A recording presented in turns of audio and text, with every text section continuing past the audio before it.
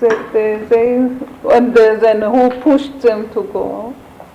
Circumstances pushed them to go. I mean, No. But there was nowhere to go for anybody stateless. Who would have them? Who would have them? How many people wanted to go out and nobody would have them? You know that. America had a quota system. England didn't give you a work permit. They had up to here.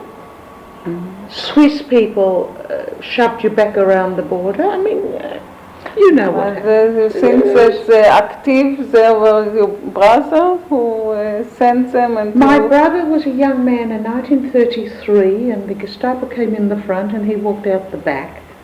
And my father put him on the train to London, it was 10 mark, and that was it. But after that, That was 1933. you think that your brother was who told your parents to come out? Oh, I think it was obvious. There was nowhere to go. There was nowhere to go for a middle-class, middle-aged couple. Nowhere. It's different when you have a young person. They can change their job, they can change their language. It's different.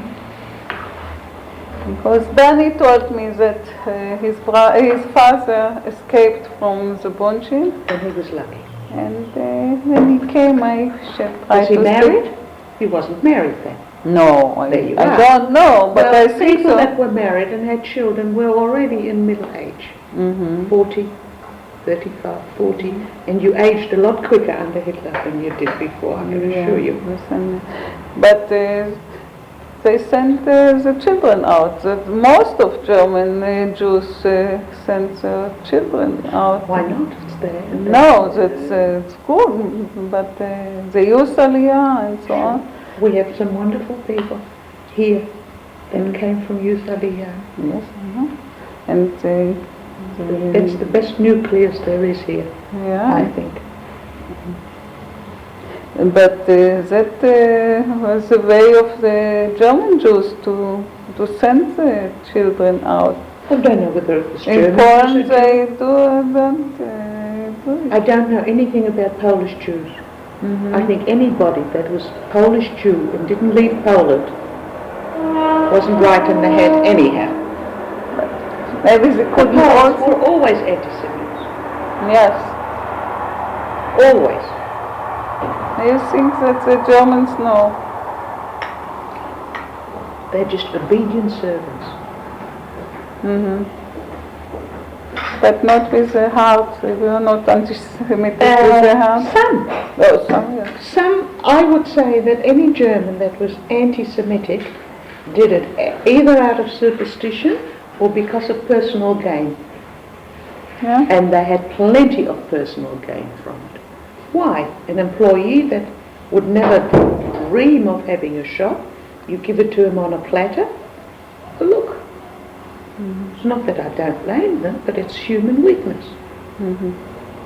To gain for yourself, never mind about the next one. I think it is just... But crawls, they were not in the street also? Yes, the young ones, why not? I had something spritzed into my eye. It nearly blinded me. I don't know what it was. And they were roaring hilariously, a couple of youths, Hitler youths. I don't know what it was. I thought I'd go blind. But it went away, but it gave me a terrible shock. I might have been 12 years old then. 38? Yes, would be about 12 years old now. I just went over the road to buy some jam. We had a confiterie there. Just spritzed it in. Then they grown up? We all lived in fear of the doorbell. Yeah. Of course. So that was SS, but... No, the Gestapo. Yeah, but you can't say who was the Gestapo. They were people. Yeah. They were people. I think that there were good people and there were bad people. If you think that all the Germans were bad, they weren't. No. But they were all afraid. Yeah. Perhaps they were afraid. Most of them. Most. Some didn't need. Yes. I think that there were some that would even help my father. but I don't know about it. And he certainly wouldn't have told. No, Well, not a 12-year-old that says you can tell somebody else. This is something you don't talk about because you endanger other people. yeah, I am sure, but by not hindering, it is also a help sometimes. yeah, Like the policeman that pushed the first to the back. yeah, He didn't have to. He could have taken one. Nobody would have told him. Why? His wife might have liked one. Takes all sorts of people yes. in anywhere in the world. But I don't think it's a purely German phenomenon. I'm sorry. Yeah, I don't think so. It's mass hysteria that you can get anywhere. Anywhere at all. yeah, I had a book given to me the other day. It's called The Stories of Rachel, and I opened it up and there was 1498 Inquisition, and I closed it after 3 pages and I said to my neighbour who loaned it to me that humanity hasn't learned anything in 450 years. You would swear this was Hitler German. So if you'd like to read that, that explains you what I think of Hitler German. Nothing. And I don't think they have now. I'm afraid that unless we look after ourselves, nobody else will. Nobody else will. Sure, there are good people and bad people, but it takes one bad one to do a lot of harm. Do you know that the Jewish saying that the world will be saved when there's 10 just men? You try and find 10. Everybody has a little bit of. Some are weak, some are bad, some get fed up. And the last months when you had no school and what? We stayed at home. At For home. us it was wonderful. For a 13-year-old not to have school, that's fine. But we prepared to go. And we went by train, and I can assure you we were shivered. Bentheim is the border to Holland? Bentheim? I think we were glad. I think we sighed when we got over. We were quite scared that we may not go out. And we had 3 days in Holland with some family. Yes. In Amsterdam, and then we went to Rotterdam on the boat. And we kept together pretty well, the Jewish people. Yeah. Yes. The German Jewish or? Makes no difference. No. I don't think there was Viennese and there was... it never made any difference to us. If it made any difference to them, that's their problem. I'm not, especially amongst the Jews, racist. It makes no difference to me. And all of them came to Australia. The people that, yes. There was And you have the community in Australia? Very little. There were 2 young ladies who, till they died, we were in contact. Then there was a mother with a son who became a scientist, who we knew, but you make new friends. And I don't think there were too many old friends from my parents left. They found them in Israel. When they came in 1952 to visit, they found a lot of friends here. From Papa. A lot. Yeah. But in Australia we made friends and... Only Jews, no? Yes. Yes? Always? Yes. That's why I'm in Israel.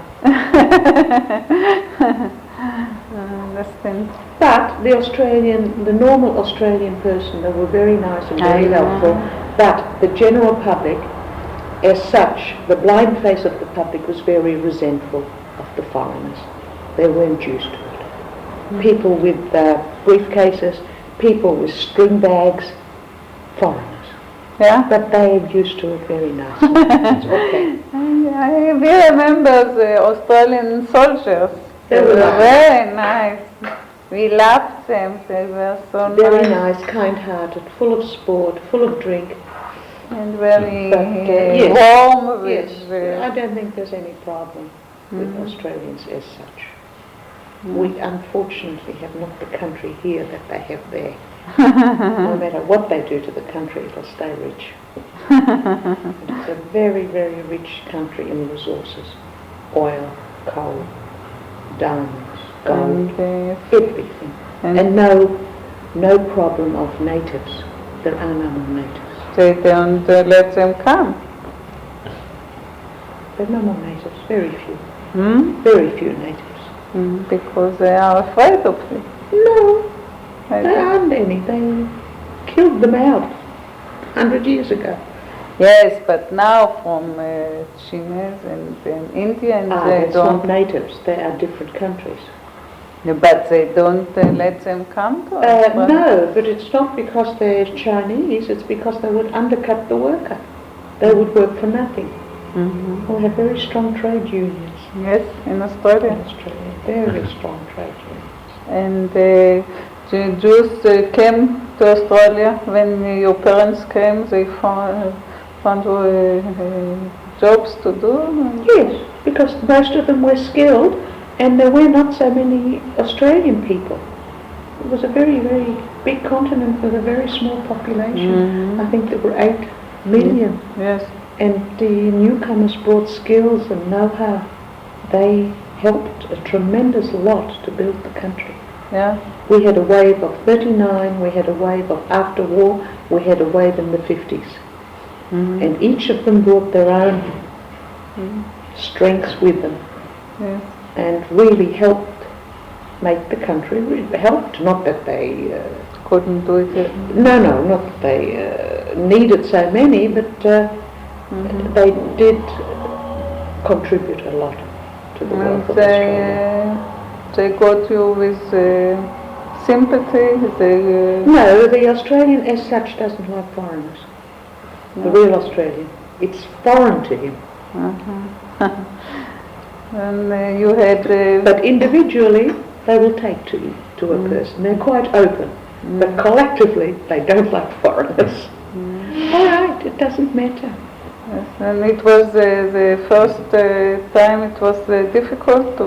Only difficult to make a living, of course. We came with nothing. But my father worked, and we worked. We did those shopping nets which the Australians had never set before. We worked them. It was about $1 a piece. And in 2-3 years, everybody... Yes. Oh no, it was right. It was all right. There was no problem.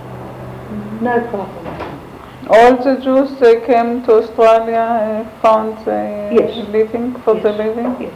If you had your health. And you had aid from the joint or somebody else? There was aid for some people. It was not the joint, it was what they called the welfare society, who had money at its disposal. From Australia? They had money at its disposal to help the refugees, as we were called, like any other people. Some misused it, some used it. There are still many people, I'm afraid to say, who are very rich today and don't have the decency to give the amount that they took to any charity. Yeah. We know of quite a few people. Now, this is people, you see, although they're Jews, people are people. There was a little Jewish community in Australia before you came, and they helped with money, but they weren't very forthcoming with friendship. Yeah. It was the story like the German Jews with the Poles. Yes. Okay, some intermarried, some made. We are different anyhow. So why fraternize? We did all right amongst our own, but they could have helped a little bit, I think. But they didn't, and we got on all right, just the same. But they didn't? Not too much. Some did. Okay. Some were very wonderful individuals, you see. Some very wonderful individuals that helped. There was a man who founded, do you remember Dr. Lowy, who is the president of the JNF, was the president of JNF here. And he came to Australia, and my sister-in-law's father, who was very Australian, he was the first one to form the Zionist organisation in Sydney. Yeah. And he was a real Aussie. So They hadn't heard of Zionism. No. No, I found it between some others, Habanim. Yes, you made a In group. Australia, Yeah. sure. Yes, and Well, you were active there's there. somebody it's just past near Tzfat. I see. של הבונים. של הבונים is not כפר הנשיא? כפר הנשיא, Betty Kesselman, who was a co-founder with Yes, and you had groups of הבונים. The German Jews began it as a group? German, we had children, young people whose parents were German, whose parents were Australian, Yes, whose but parents were Viennese. It made you no the difference. foundation, the beginning when you The came? beginning was, Betty Kesselman's father is English, my father is German, Polish, Yehuda Fair was Hungarian. But the refugees begin the Yes, but also a couple of the Australian girls and boys were interested, who had been there before. But they... There was a girl called Queenie Slutskin, she's Queenie Davis now, who founded a non-political Zionist organization called Ezra, who every year sends equipment here up to this day to any of the hospitals that need it. Any request gets channeled to her, she collects the money and buys the instrument and sends it. And she was one of our founders when before she was married. So it's really a cross section of the community. Like I said, every community has different people. Yes, but the Zionists, they came to Australia through the refugees? I think that the impetus to Zionists came through Hitler Germany, through the awareness that, if you're religious, I don't understand this from here, from Meir Sharif. To me, if you're religious and you pray to Zion 5 times a day, you are a Zionist. I'm sorry. I understand, but the organization is after you came to the... No, it was a little before. Yeah? It was a little before. I'm sure. Please, help yourself. And they did quite good. You remember how many abonim you have in a city? Not very many. Not very many. Maybe we started with 15 and we got 100, and then they married, and now, they sent a Garin about 10 years ago to Kibbutz Israel. Oh, yeah? That's the offspring of our happening. Oh, nice. But there's not... I'll switch it.